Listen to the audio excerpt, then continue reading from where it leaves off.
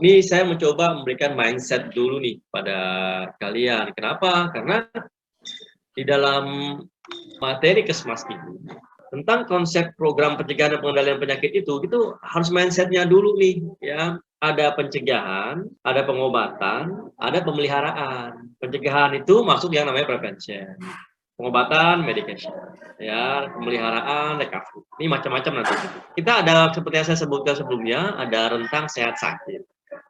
Ya, dari sehat ke sakit baru ke rest in peace, ya. Sehat, resiko, gangguan, sickness atau illness, ya, kemudian disease, ya. Jadi pada dasarnya ini yang perlu kalian pahami dulu bahwa ada fasenya, ya. Fase ini ya yang kalian perlu pahami dulu nih fasenya ini. Ya, jadi fase ini yang harapannya kalian bisa pilah dulu ya, mana jatah mana gitu. Dari sehat ke resiko, gangguan, baru sakit.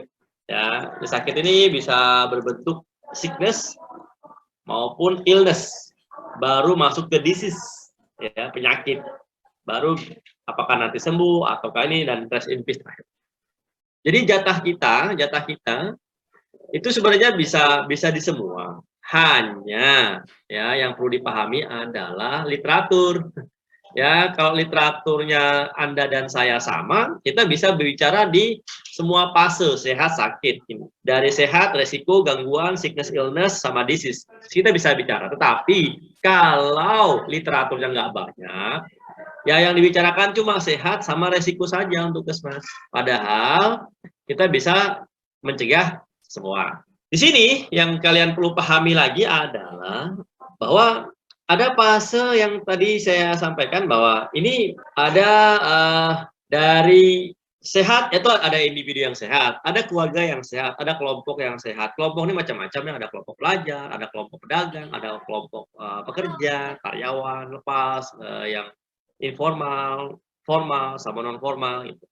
Kemudian masyarakat ya yang sehat dan wilayah yang sehat. Ya, jadi mindsetnya ini yang kalau kalian fokus sekarang itu ke dua ini dulu. Ya, ke dua ini dulu. Ke individu dan keluarga kalian sendiri. Untuk yang resiko juga sama. Ada individu yang beresiko, ada keluarga yang beresiko, ada kelompok yang beresiko, ada masyarakat yang beresiko, ada wilayah yang beresiko. Ya, contoh misalnya wilayah. Kalau tinggalnya di kaki gunung berapi, beresiko enggak? Pasti beresiko. Kemudian apakah ada gangguan? Ada pasti, ya, bisa saya tambahkan ya. Ya, jadi sama antara individu, keluarga, kelompok, masyarakat. Nah, di sini yang Anda perlu pahami adalah bahwa setiap individu, setiap keluarga, setiap kelompok, setiap masyarakat, itu pasti ada di fase yang fase sehat, fase beresiko, fase mengalami gangguan, fase mengalami sakit, ya, baik itu sickness maupun illness, ada yang fase disease berpenyakit memang, dan ada yang rest in peace. Ya, jadi kalau melihat dari yang ada ini contoh saja ya, artinya kalau individu yang meninggal banyak, individu yang meninggal banyak. Kalau keluarga yang meninggal, ada satu keluarga meninggal dunia karena COVID-19, ya, ada satu keluarga meninggal dunia gara-gara kebakaran. Ya, kemudian ada kelompok, nah ini kelompok pekerja. Ya, ada kelompok ISIS bunuh 11 pekerja tambang di Pakistan. Ya, kemudian ada 11 pekerja tambang rakyat tewas tertimbun longsor. Ya, kemudian ada kelompok pekerja nih, ada 20 pekerja meninggal ya imbas WFO ya, work from office ya 100% di PT Transjakarta. Ya. Nah, kalau misalnya melihat masyarakat dan wilayah, ini bisa melihat yang namanya tsunami. Ya, ini kaum Sodom. Ya, kaum sudah selesai nih, masyarakat kaum Sodom selesai. Ya, kaum Ad, kaum Lut, ya banyak sekali. Ya.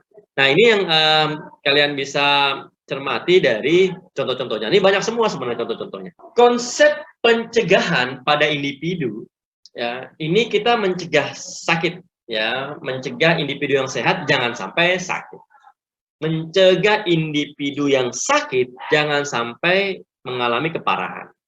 Mencegah individu dengan sakit yang berulang jangan sampai mengalami kekambuhan. Ya, jadi mencegah penyakit pada individu ini, mencegah sakit, mencegah parah, mencegah kambuh.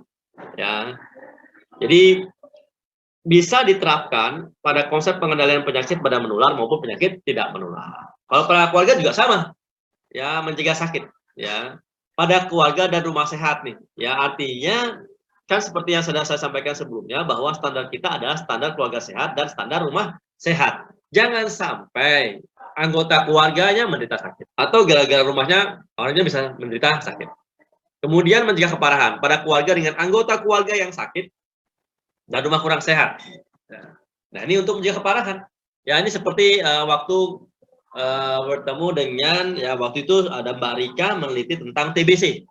Ya, dia bertemu dengan seorang bapak yang menderita TBC di rumah yang kiri kanannya diapit sama ruko. Ya, ruko, rumah toko, 3 tingkat. Nah, sehingga dia menerima panas matahari tepat jam 12. Seperti itu. Ya, karena rumahnya diapit gitu. Rumahnya kurang mendukung kesehatan. Ya, kemudian mencegah kekambuhan. Ya, ini keluarga dengan anggota keluarga dengan sakit berulang dan rumah kurang sehat. Ini jangan sampai mengalami kekambuhan lagi lah seperti itu. Ya, seperti saat sekarang kami juga berusaha, berupaya jangan sampai anak kami yang menderita asma karena alergi untuk mengalami kekambuhan. Ya, dan kami bersyukur sekali ya, artinya berapa tahun terakhir tidak menggunakan alat nebu. Ya, nebulizer. Oke, nah, pada kelompok juga sama mindsetnya, ya mencegah kesakitan pada kelompok, ya kelompok pelajar, kelompok pekerja, kelompok pedagang, kelompok pengusaha, kelompok acara religi, ya kelompok acara hiburan, ya seperti mancing mania, ya atau goes, bla bla bla dan lain-lain. Kelompok-kelompok, ya mencegah keparahan pada kelompok yang memiliki masalah kesehatan dan mencegah kekambuhan pada kelompok yang memiliki masalah kesehatan yang berulang. Ya, ini sama. Hal yang sama juga pada masyarakat. Ya, sekarang ini di Indonesia sedang berusaha mencegah ya kesakitan kembali atau kekambuhan kembali COVID-19. Ya, jadi mencegah kesakitan pada masyarakat yang sehat, mencegah keparahan pada masyarakat yang memiliki masalah kesehatan, mencegah kekambuhan pada masyarakat yang memiliki masalah kesehatan yang berulang. Ya, nah wilayah bagaimana? Sama prinsipnya pada wilayah. Ya, pada wilayah ya sama, mencegah kesakitan pada wilayah yang sehat, mencegah keparahan pada wilayah yang memiliki masalah kesehatan, ya mencegah kekambuhan pada wilayah yang memiliki masalah kesehatan yang berulang. Ya, jadi beberapa contoh misalnya wilayah endemis, ya kita ini wilayah endemis. Ya, endemis apa? DBD, malaria, ya seperti itu. Untuk prinsip pencegahan dan penanggulangan itu ada tahapan ya yang perlu kalian pahami, ya artinya tahapan kalau di dalam riwayat alamiah penyakit itu ada yang namanya pre-patogenesis, patogenesis dan pasca patogenesis. Ya, jadi fasenya itu yang perlu dipilah dulu nih ya.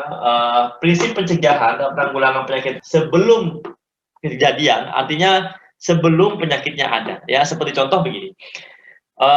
COVID awal-awal masuk itu sudah terdeteksi di Desember ya, makanya namanya COVID-19 ya. Walaupun penyebarannya lebih banyak di tahun 2020.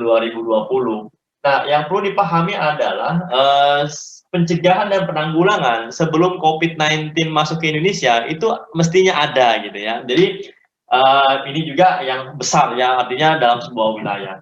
Kemudian juga ada prinsip pencegahan penanggulangannya pada saat kejadian dan setelah kejadian. Jadi kalau sebelum itu kita mencegah jangan sampai jadi sakit. Jadi gini, pada targetnya itu ada 5 sebenarnya ya dalam prinsip pencegahan penanggulangan penularan ini. Yang pertama adalah individu, ya individunya ini jangan sampai sakit ya. Kalaupun ada yang sakit jangan sampai ada yang parah. Kemudian apabila sering sakit itu sudah berulang kali sakit, jangan sampai kambuh kembali. Jadi prinsip dari pencegahan penanggulangan ini pada individu yaitu jangan sakit, jangan parah, dan jangan kambuh. Ya itu.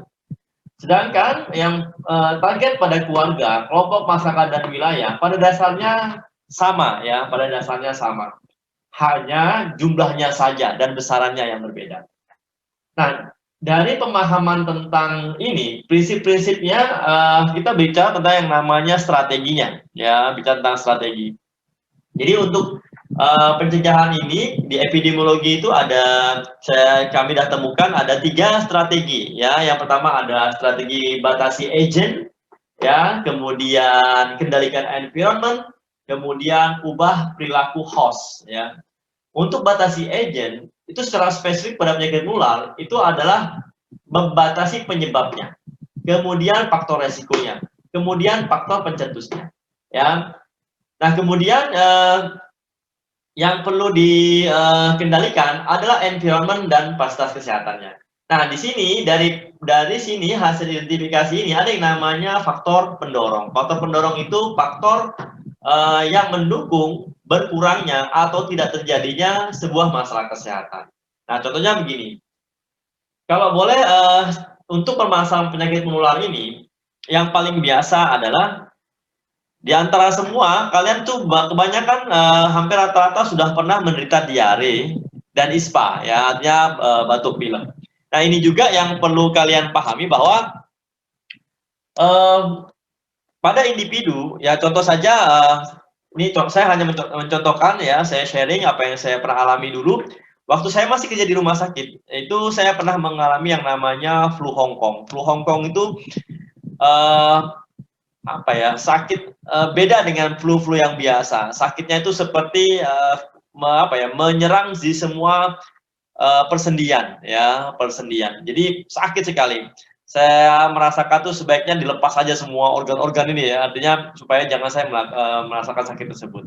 Dan itu saya derita selama 5 hari. Jadi saya juga masih dinas waktu itu ya, jadi saya coba lawan.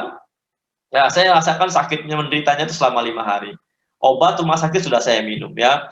Dan itu hari kelimanya itu saya memaksa diri untuk bersepeda ya, bersepeda panas-panas ya, siang bolong di keliling Samarinda. Ya, dan alhamdulillah ada perubahan. Nah, kemudian berapa tahun kemudian saya menderita lagi, artinya dengan penyakit yang sama, dengan tanda dan gejala yang sama, yang saya rasakan juga sama, keluhannya juga sama.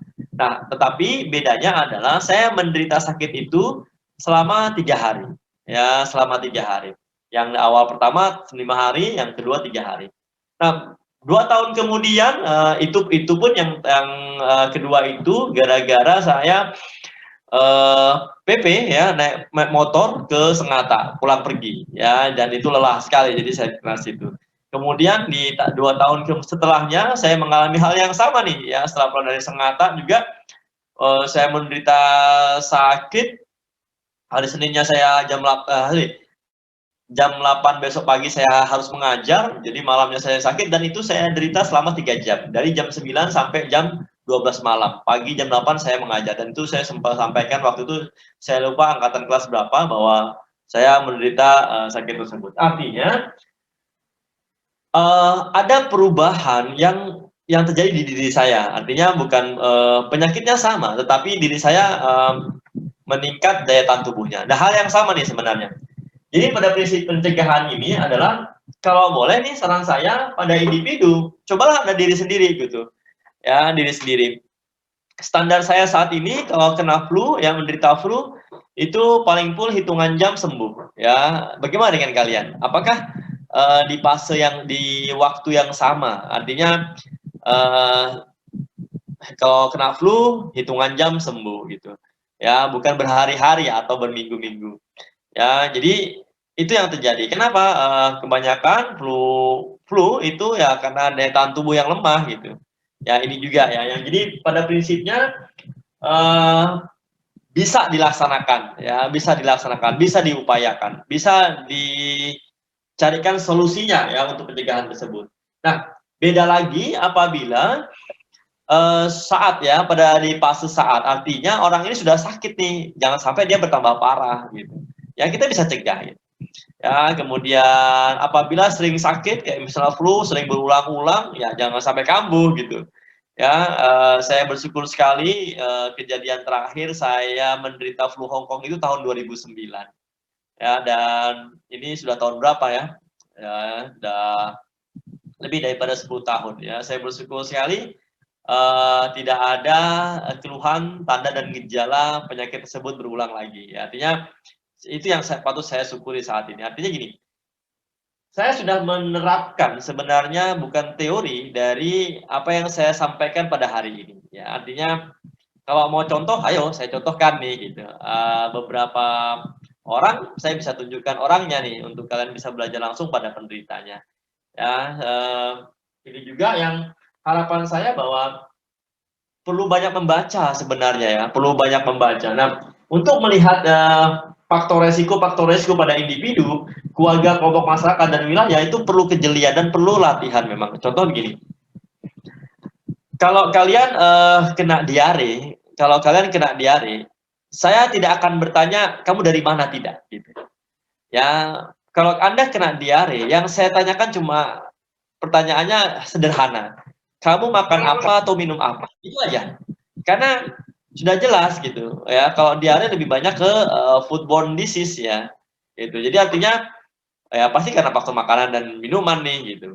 Ya beberapa kakak tingkat kalian ya itu ya sempat saya bilang, Pak, Arsiano kena diare Pak. Oh, saya bilang pasti nih kalau udah makan ini. Udah Pak, bukan makanan Pak, minuman. Minuman apa? Ya itu yang di pinggir jalan itu ada teh-teh itu ya. Nah, itu yang ada daun-daunnya gitu katanya. Ya sudah, ya artinya ya itu kena diare gitu. Nah, hal yang sama gitu. Artinya kalau mau mencegah yang seperti apa gitu. Nah, contoh juga gini. Di lingkungan tempat saya tinggal, di perumahan tempat tinggal saya tinggal, saya suka sekali memperhatikan lingkungan. Artinya jangan sampai di lingkungan saya itu ada yang menderita DBD gitu ya.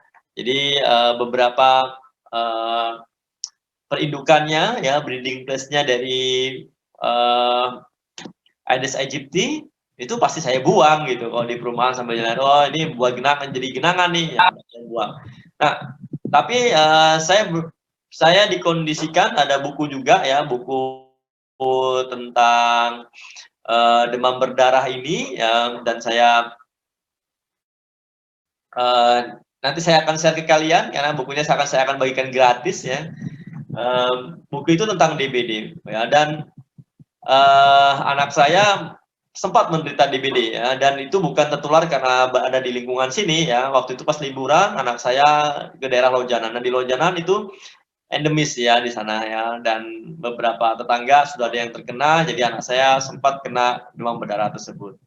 Jadi itu yang lost control saya waktu itu, artinya tidak terkontrol saya. Kalau di sana ternyata banyak sekali breeding place-nya ya, bukan di rumah mertua saya, tetapi di lingkungan sebelah-sebelahnya ya. Jadi ya itu juga yang perlu kalian pahami. Nah kemudian dari kondisi lingkungan juga sama ya, waktu itu ada kakak tingkat kalian namanya Bang Syarif, sekarang dia kerja di Lempake sana ya, bagian surveillance, megang surveillance. Nah dia pernah kerja di perusahaan ya pemegang sahamnya termasuk orang luar negeri ya, orang bule. Dan saya sempat tanya apa yang dilakukan, dia bilang Pak untuk ini saya sudah pangkas beberapa pohon-pohon senap. Gimana caranya? Artinya dia mengendalikan lingkungan. Ya dia memangkas pohon-pohon yang menghalangi cahaya matahari masuk, kemudian dia juga merubah lingkungan tersebut supaya jangan sampai ada breeding place atau genangan-genangan air ya, dan itu masuk di dalam strategi yang namanya kendalikan environment ya. Jadi prinsip pencegahan ini nggak bisa kita hanya melihat dari satu sisi, itu yang pertama. Jadi prinsip pencegahan ini itu yang harapan saya adalah kalian berpikirlah holistik ya, secara holistik dan komprehensif, artinya menyeluruh gitu. Makanya kalau misalnya masih pola pikir yang sama, Indonesia nggak akan bebas dari penyakit menular gitu. Nah ini saya ada bukan kenalan, saya lihat di Facebooknya itu dia kuliah S2 di Harvard University di bagian public health, dan dia cerita bahwa dia ingin mencari penderita TB di Jepang ya. Pas sudah sampai ke Jepang sana, tanya, ya sempat di apa ya, sempat ya disenyumin aja gitu. Kenapa? Ya karena Jepang sudah bebas TB sejak tahun 80 gitu, tahun 80-an gitu. Ya, jadi kalau mau cari penderita TB ya jangan di Jepang, ya carinya di Afrika sana gitu. Akhirnya, eee, dia pindah ke Afrika untuk mencari penderita TB. Jadi artinya gini, Indonesia masih bermasalah dengan TBC gitu. Sedangkan di Jepang sudah tahun 80-an itu sudah bebas dari penyakit TBC. Nah, ini artinya bisa zero disease gitu. Artinya bisa zero disease, bisa bisa nol nih angka penderitanya. Jadi itu cuma permasalahan bagaimana prinsip dalam mencegah dan menanggulangi gitu. Ya, kalau saya katakan sih ya ini beberapa apa ya, beberapa catatan ya katanya, biarkan saja TB masih ada. Kenapa? Ya karena nanti ada bantuan dari luar negeri ya, namanya Global Fund ya, bantuan proyek untuk TB. Wah saya bilang nih mindsetnya berbeda lagi nih ya, karena urusan seperti itu kan urusan duit ya gitu. Jadi ini juga yang harapan saya bahwa kalian memahami dalam prinsip-prinsip ini, prinsipnya adalah bagaimana caranya membuat perencanaan pencegahan dan penanggulangan itu basisnya adalah low cost. Ya, low cost artinya sedikit biaya gitu. Contoh begini, yang high cost ini gini contohnya, paling mudah untuk menghilangkan penyakit malaria di Kalimantan adalah membakar semua hutannya. Nah itu prinsip ya. Cuma beban biayanya besar sekali gitu. Ya, kenapa? Ya karena habitatnya kita habisin gitu. Kalau habitatnya dihabisin, secara otomatis rawa-rawa juga akan berkurang nih, malah bukan rawa lagi, malah makin banjir gitu. Ya, itu juga. Nah, kemudian bukan hanya low cost, tapi juga high impact ya. High impact artinya dampaknya besar. Ya, artinya berdampak besar. Prinsip-prinsip ini dalam perencanaan tuh banyak ya. Silakan saja Anda membaca lah kalau saya katakan kalau teori silakan baca saja ya. Nah, kemudian yang terakhir adalah continuous. Continuous ini artinya perencanaannya itu bisa berkelanjutan gitu. Ya, bisa diterapkan secara terus-menerus gitu. Jadi nggak cuma apa ya bahasanya sekali ngerjakan sudah gitu ya, dan itu ya makanya di Indonesia kenapa masih ada DBD terus-terusan endemis ya, ya karena tadi ya perencanaannya masih hal yang sama gitu. Kalau misal perencanaan yang sama, visinya sama ya sudah hasilnya pun akan sama gitu. Ya jadi harapan saya coba deh banyak membaca lah kalau untuk epidemiologi ini gitu. Banyak saja membaca, nanti kita bisa berdiskusi lebih banyak nih gitu ya untuk bagaimana caranya prinsip-prinsip pencegahan. Kalau mau contohkan, Anda tanya aja deh, biar nanti saya contohkan gitu. Artinya teori tinggal browsing saja ya. Perlu dipahami bahwa PHBS itu saya membagi dua ya. PHBS itu pola hidup bersih dan sehat itu saya bagi dua. Yang pertama adalah PHB ya, pola hidup bersih. Ya di PHB itu ada dua ya, yaitu yang namanya personal hygiene sama hygiene sanitasi. Personal hygiene itu kebersihan diri. Ya contoh begini. Ini musim kalian di rumahan itu jangan sampai timbul jerawatan ya. Ini contoh saja. Kalau jerawatannya itu di dahi, ya di dahi sini, itu karena personal hygiene. Ya, entah karena tutup pokoknya yang penutup atas itu nggak bersih. Ya, jadi kalau misalnya sering jerawatan di sini ya berarti personal hygiene. Kalau jerawatannya itu di pipi, ya di pipi saja, nah itu karena korban kosmetik. Ya, tapi kalau misalnya jerawatnya sewajahan, kemudian ada satu di dagu atau satu di hidung atau ini, nah itu hormonal ya, hormon itu ya, biasanya menjelang menstruasi. Nah, hal yang sama untuk diare gitu. Gini, bukan bermaksud bahwa kita harus bersih banget tidak atau tidak, artinya yang bersih ya, yang penting bersih. Bersih itu dalam artian personal hygiene dulu nih ya, personal hygiene. Kami kalau dulu di keperawatan itu setiap mau melakukan tindakan itu harus cuci tangan. Nah, pertanyaannya adalah cuci tangan dulu gitu. Ya, jadi cuci tangan seperti sekarang ini ya dianjurkan sekali ya, cuci tangan lah. Nah, kalau misalnya kita berpikir bahwa tidak bersih itu bisa mengakibatkan diare, oh berarti semua pemulung sampah atau petugas dinas kebersihan pasti kena diare semua dong gitu. Setiap hari pasti kena diare semua gitu. Ya, jadi ya kalau kenapa sih mereka nggak kena diare ya? Ya tadi artinya daya tahan tubuhnya cukup kuat, stamina-nya oke, kemudian asupan yang dikonsumsi masih dalam batas wajar, gini.